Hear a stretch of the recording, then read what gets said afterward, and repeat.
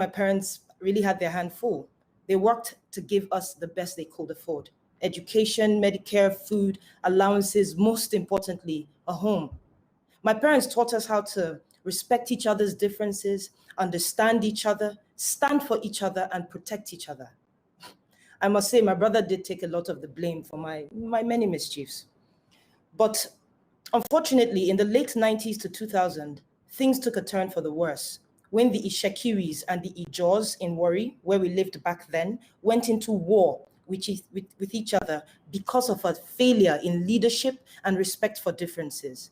Many were displaced from their homes and killed. My parents lost a lot, and I had to grow up real quick. This was my first real encounter with insecurity, a lack of accountability, and irresponsibility. Nigeria is home to over 200 million brothers and sisters that are beautifully diverse in tribe and faith.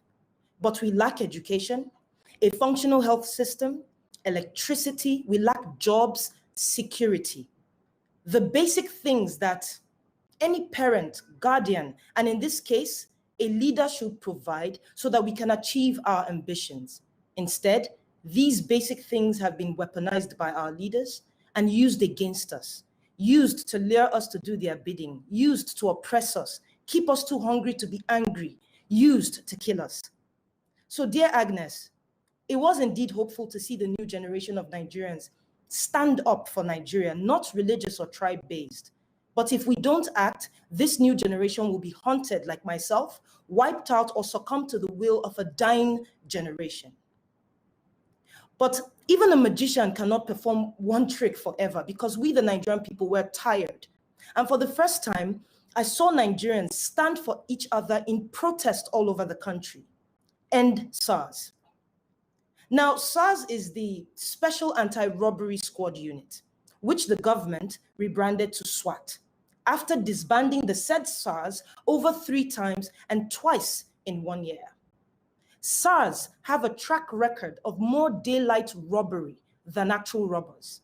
They've murdered more innocent citizens than murderers in the society, more rape than the public is even aware of, constantly exhibiting their lack of intelligence and training by harassing Nigerians, either because of how we look, the hair we have, the cars we drive, or if we have tattoos on our bodies. When you speak up and ask what you may have done wrong, they beat you up, lock you up, or kill you altogether. Now, this gave birth to a movement, End SARS, a movement against police brutality, which has since become a much bigger movement against bad governance. And the reason is simple. From the President, General Muhammadu Buhari, downwards, they are all SARS.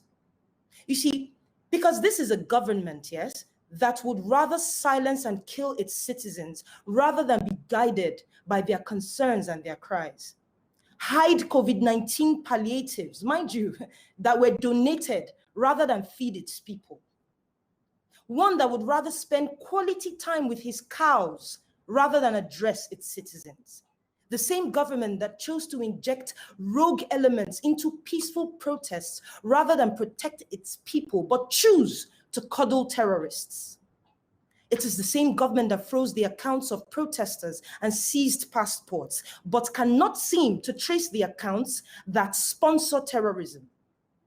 It states in the Constitution that the security and welfare of the Nigerian people is the primary purpose of the government. But on the 20th of October, 2020, the Nigerian army, sanctioned by the government, stormed the Lekki toll gate in what I call a first wave of assault.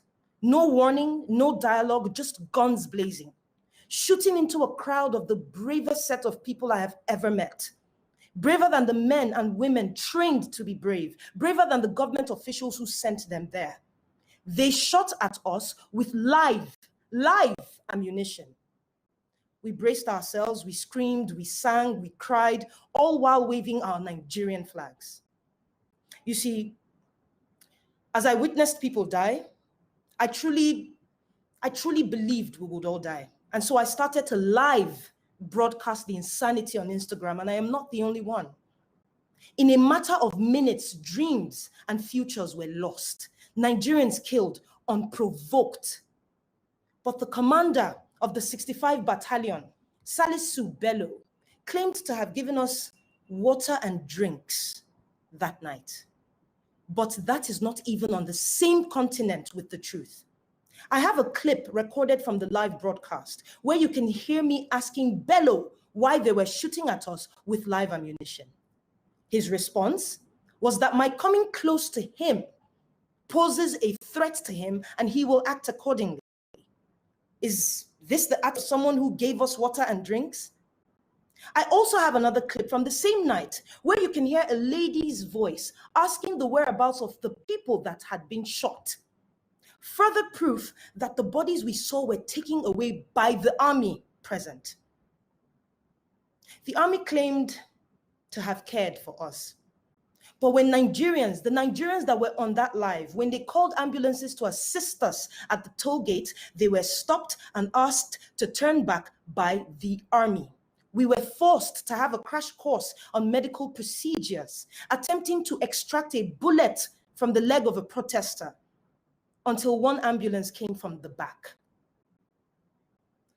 So please tell me, what then was their intention if not to kill us?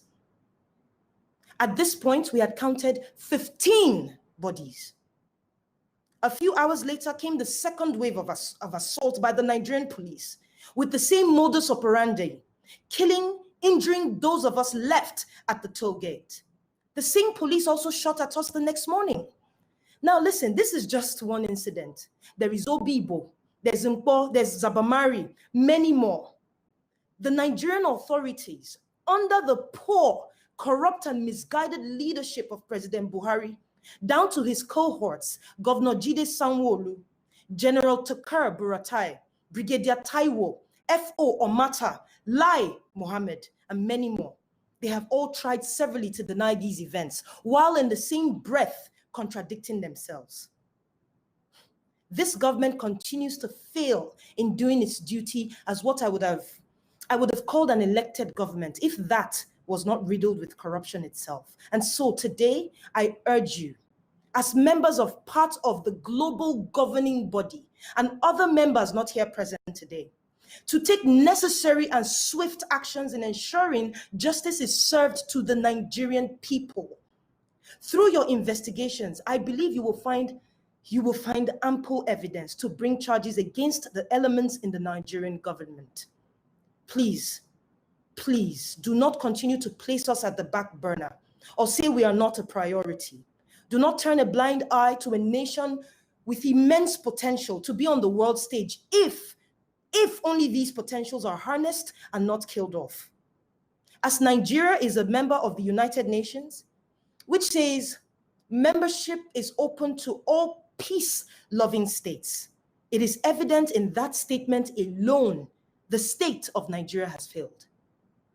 Our leaders too greedy, too corrupt, and quite frankly, unequipped intellectually, mentally, physically to protect Nigerians or move the nation anywhere. If it is indeed true that the First Lady of Nigeria, Aisha Buhari, can relocate to Dubai, citing insecurity in the presidential villa, Aso Rock, the most secure building in Nigeria, then I ask, where do we, the average Nigerian, go? Mr. Rod, you say your office has about 80 investigators. It was funny when you said it, but I can assure you, millions of Nigerians are willing to help provide all you may need to reduce the potential burden on this request. We only have our voices. That is all we have. As a people, we are using it to sorosoke. So please listen. As Agnes said, the country is a keg. It's sitting on a keg of gunpowder because of all the things that we have been deprived of. I am advocating for all types of peace, but justice. And through justice is the only way peace can truly thrive. It is now your duty to help us show that democracy, accountability does not only belong to a certain group of countries, but to all. As I said earlier, wahala no dey finish. But that does not mean problems are not solved. The time for action is indeed now. Thank you.